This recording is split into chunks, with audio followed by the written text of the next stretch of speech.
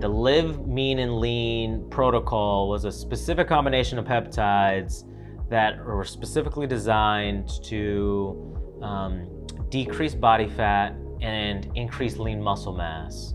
So we're going to use BPC-157, which is an anti-inflammatory peptide, to decrease any inflammation or excess antigens or oxidative free radicals in the body.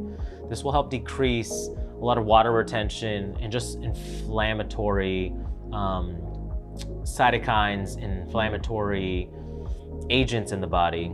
At the same time, we'll use Tesamorelin and CJC to increase growth hormone in the body.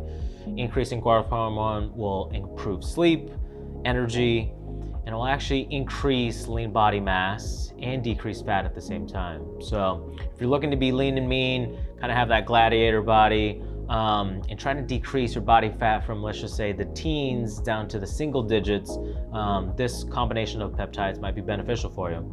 So click the link below to purchase now or call us for more information.